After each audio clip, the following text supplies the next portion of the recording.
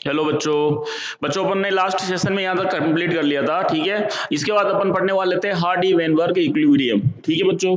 ये equilibrium Hardy Weinberg equilibrium क्या बोलता है? In a large randomly mating population gene pool जो होता है वो फिक्स्ड और कांस्टेंट होता है if sum total of all genes and alleles in population, ठीक है।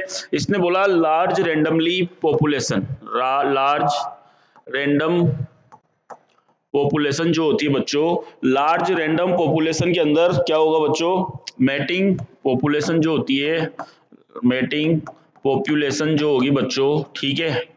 लार्ज रैंडम मैटिंग पॉपुलेशन में जीन पूल हमेशा कांस्टेंट रहेगा। क्या रहेगा कांस्टेंट?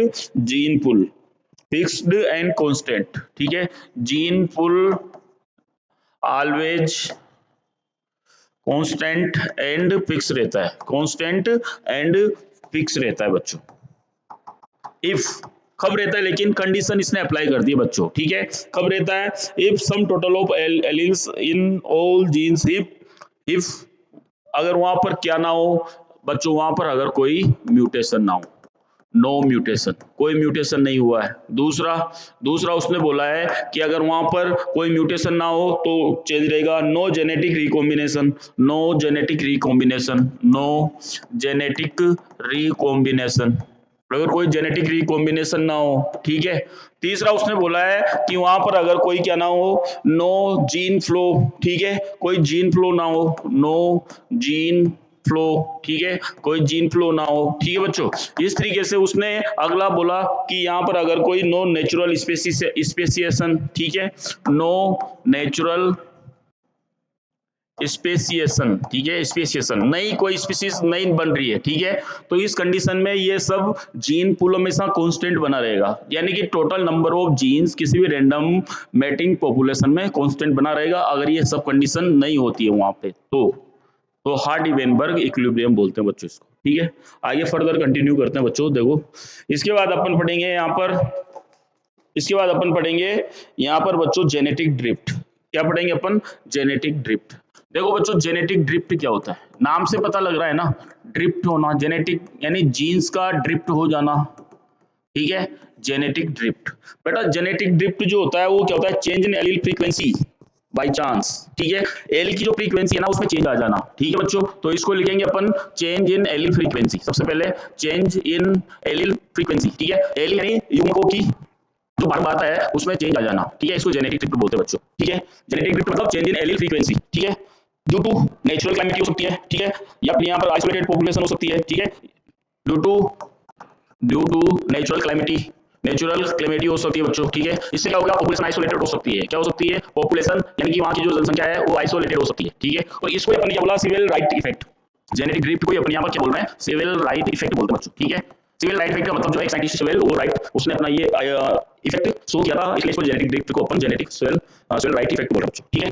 इसने बोला कि किसी भी चेंज किसी भी पॉपुलेशन में उसकी एलील फ्रीक्वेंसी में चेंज आ सकता है, ठीक है, ठीक है बच्चों। इसके बाद अपन बात करेंगे टाइप ऑफ नेचुरल सिलेक्शन की, ठीक है, टाइप ऑफ नेचुरल सिलेक्शन, ठीक है बच्चों। देखो टाइप ऑफ नेचुरल सिलेक्शन, प्राकृतिक वर्ण, नेचुरल नेचुरल सिलेक्शन, प्राकृतिक वर्ण का प्रकार, प्राकृतिक वर्ण के प्रकार, इसको बोलते हैं बच्चा प्राकृतिक वर्ण के प्रकार। प्राकृतिक वर्ण के प्रकार क्या होते हैं? प्राकृतिक वर्ण के प्रकार जो होते हैं वो क्या क्या होते हैं वो देखने को मिलेंगे अपने को यहाँ पे। सबसे पहला है बच्चों स्टेबलाइजिंग, ठीक है, सबसे पहले जो फर्स्ट है उसको बोलेंगे अपन स्टेबलाइजिंग। स्टेबलाइजिंग जो है वो इसका सबसे पहला टाइप है बच्चों, ठीक है। इसमें क्या होता है? मीन वैल्यू सिलेक्टेड होती है और एक्सट्रीम वैल्यू रिजेक्टेड होती है। मीन वैल्यू जो होगी बच्चों इसमें वो सिलेक्टेड होगी, मीन वैल्यू सिलेक्टेड, और एक्सट्रीम वैल्यू जो होती है, एक्सट्रीम वैल्यू जो होती है वो क्या हो जाती है? रिजेक्टेड हो जाती है बच्चों। कैसे? देखो बच्चों ये जो है एक ग्राफ बनाया है इसमें कि मीन वैल्यू जो है वो क्या हो जाती है यहाँ पर?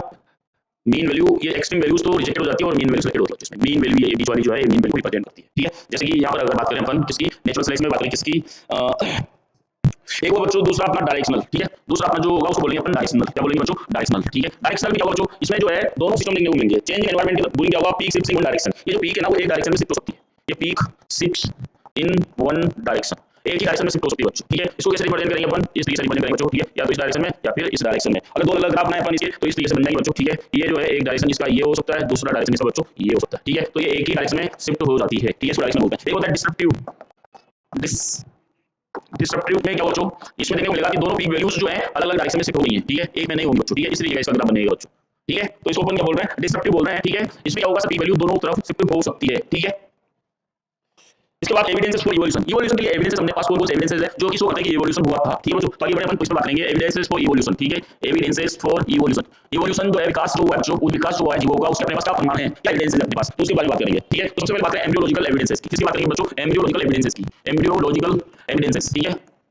एम्ब्रियोलॉजिकल एविडेंसेस की बात करें तो इसमें जो है एम्ब्रियो की स्टडी है बच्चों, ठीक है। एम्ब्रियो की स्टडी चाहिए और उस एम्ब्रियो के अंदर किस ऑर्गेनिज्म से सिमिलरिटी शो हो रहा है, वो एम्ब्रियो ने किस स्टेज पर, उसके बेसिस पर पता लगाया जा सकता है कि कौन से ऑर्गेनिज्म का जो एंसेस्टर है वो कॉमन था, ठीक है। तो ये एम्ब्रियोलॉजिकल स्टडी है, ठीक है। बाय अर्नेस्ट हैगल, किसने लिया है, बाय अर्नेस्ट हैगल, ठीक है बच्चों। अर्नेस्ट हैगल एक इकोलॉजिस्ट थे, उनके द्वारा ये एविडेंस दिया गया बच्चों, ठीक है। उसके बाद हम बात करें certain feature doing embryonic stage common to all vertebrates, ठीक है। कुछ ऐसे फीचर्स होते हैं जो कि कॉमन होते हैं सभी वर्टिब्रेट्स में, ठीक है। इसका मतलब ऑल वर्टिब्रेट्स आर ओरिजिनेटेड या फिर इवोल्वड थ्रू अ सिंगल एंसेस्टर, किसी भी एक एंसेस्टर से ही इवोल्व हुए हैं जितने भी वर्टिब्रेट्स हैं, ये बच्चों इसने बताया, ठीक है। दूसरा है कंपैरेटिव एनाटॉमी एंड मॉर्फोलॉजी, ठीक है। कंपैरेटिव एनाटॉमी एंड मॉर्फोलॉजी, ठीक है। कंपैरेटिव एनाटॉमी और मॉर्फोलॉजी में उन्होंने बताया कि एनाटॉमी और मॉर्फोलॉजी, एनाटॉमी बच्चों इंटरनल स्ट्रक्चर किसी भी ऑर्गन की जो इंटरनल स्ट्रक्चर होती है उसको एनाटॉमी बोलते हैं बच्चों। मॉर्फोलॉजी यानी बाह्य अपीयरेंस, एक्सटर्नल अपीयरेंस जो आता है उसको मॉर्फोलॉजी बोला जाता है बच्चों, ठीक है। तो एनाटॉमी और मॉर्फोलॉजी की कंपैरेटिव स्टडी की, ठीक है। उसके बाद बताया कि यहाँ पर दो टाइप के ऑर्गन्स होते हैं बच्चों, एक तो होमोलोगस ऑर्गन और एक होता है एनालोगस ऑर्गन, ठीक है। होमोलोगस ऑर्गन, ठीक है, एक होता है एनालोगस ऑर्गन, ठीक है। एनालोगस ऑर्गन दोनों में क्या फर्क है बच्चों, ये तुमसे पूछा जाता है बार-बार बोर्ड के एग्जाम में, ठीक है। होमो का मतलब होता है सेम, लोगस यानी ओरिजिन, ऐसे ऑर्गन जिनका ओरिजिन सेम है, ठीक है, बट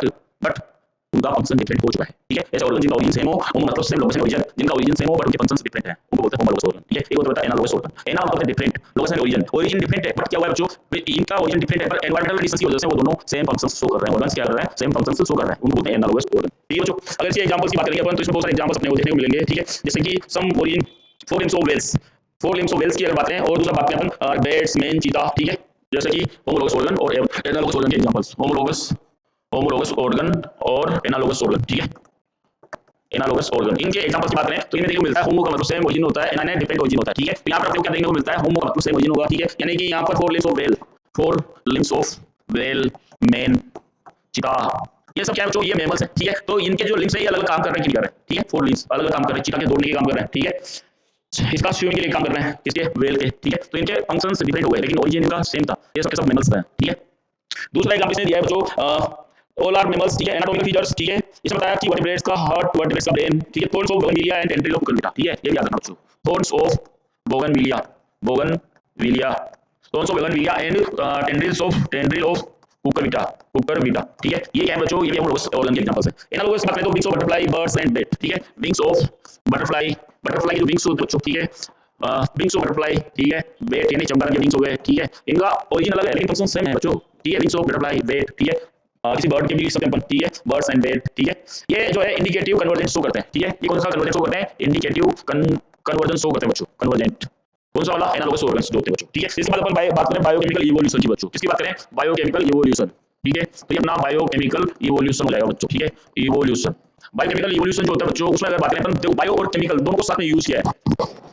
तो बायोकेमिकल इवोल्यूशन का मतलब है यहाँ पर बच्चों similarity in protein and genes gives you to common ancestry, ठीक है। Similarity in genes and protein, genes और प्रोटीन की सिमिलरिटीज, ठीक है। बायोकेमिकल इवोल्यूशन जो होता है सिमिलरिटी जीन एंड प्रोटीन, ठीक है, व्हिच गिव्स सिमिलर एंसेस्ट्री, ये क्या कर रही है, सिमिलर एंसेस्ट्री शो कर रही है। यानी कि ये बोल रही है कि इनके अंदर अगर किसी भी ऑर्गेनिज्म के अंदर जीन और प्रोटीन का कॉन्स्टिट्यूशन या जीनोटाइप सेम टाइप का है तो उनके कॉमन एंसेस्टर होने के चांसेस बहुत ज्यादा है, ठीक है। ये बायोकेमिकल इवोल्यूशन के अंदर अपन पढ़ते बच्चों, ठीक है। इसके बाद अगर बात करें अपन पेलियोलॉजिकल, ठीक है, पेलियोटोलॉजिकल फॉसिल्स वाला बच्चों, ठीक है। डी वाला जो हो जाएगा अपना एविडेंस इवोल्यूशन के लिए पेलियोटोलॉजिकल या फिर ये जो होता है फॉसिल स्टडी बच्चों, इसके थ्रू फॉसिल स्टडी ये बेस्ट मेथड है बच्चों। कौन सी है, ये बेस्ट मेथड है, इसके थ्रू एग्जैक्ट पता लगता है बच्चों, ठीक है। इनके में क्या किया जाता है, इसमें कार्बन डेटिंग मेथड आती है और पोटेशियम ऑर्गन मेथड आती है। क्या क्या आता है बच्चों इसमें, एक तो कार्बन डेटिंग मेथड आती है, ठीक है, कार्बन डेटिंग मेथड आती है, ठीक है, कार्बन डेटिंग मेथड होती है। दूसरा होती है बच्चों इसमें ऑर्गन और दूसरा बताया आपने इसमें कार्बन डेटिंग मेथड के अलावा इसमें पोटेशियम ऑर्गन मेथड, ठीक है। कौन सा बताया बच्चों, पोटेशियम ऑर्गन मेथड। इसके थ्रू ये जो है इसको काउंट किया जा सकता है कि कोई भी ऑर्गेनिज्म या कोई भी फॉसिल्स के थ्रू केमिकल इवोल्यूशन कैसे हुआ है, ठीक है। अब अपन इसमें बात करें तो बच्चों किसकी, इसमें बात करें एडेप्टिव रेडिएशंस की और ह्यूमन इवोल्यूशन की बात करते हैं बच्चों, ठीक है। एडेप्टिव रेडिएशन और ह्यूमन इवोल्यूशन की बात करते हैं। एडेप्टिव रेडिएशंस, ठीक है, एडेप्टिव रेडिएशन। देखो बच्चों एडेप्टिव रेडिएशंस का क्या मतलब है, यहाँ पर इसने बोला है कि अगर मान लो कि डार्विन ने जो फिंचेस को स्टडी की थी तो वहां पर उन्होंने बताया था कि process of evolution of different species in a given geographical area, ठीक है, process of evolution of different species in a given area starting from starting from a point and literally radiating to other areas of geography is called adaptive radiation. ठीक है बच्चों, किसी भी common area की particular area की जो species थी उसमें इवोल्यूशन शुरू हुआ है, वो स्टार्टिंग में पॉइंट म्यूटेशन था और उसके बाद वो डिफरेंट डिफरेंट जियोग्राफिकल एरियाज में फैल गया। ठीक है, कहने का मतलब ये बात कर रहे हैं कि जैसे डार्विन फिंचेस थी, वो फिंचेस जो है अपनी फूड हैबिट के लिए अलग अलग जगह पर फैल गई थी और उनका चोंच का आकार डिफरेंट डिफरेंट हो चुका था। कुछ नट सीड को खाती थी और कुछ जो है कीड़े खाती थी, इसलिए उनका कुछ सीड खाती थी, कुछ नेक्टर को खाती थी बच्चों, इसलिए उनकी चोंच का आकार अलग अलग टाइप का हो गया। ठीक है, तो यहाँ पर एडेप्टिव रेडिएशन का मतलब बताया कि प्रोसेस ऑफ इवोल्यूशन, ये एक प्रोसेस है। ठीक है बच्चों, प्रोसेस ऑफ इवोल्यूशन। ठीक है, इवोल्यूशन की ऐसी process of evolution of, sorry बच्चों एक मिनट,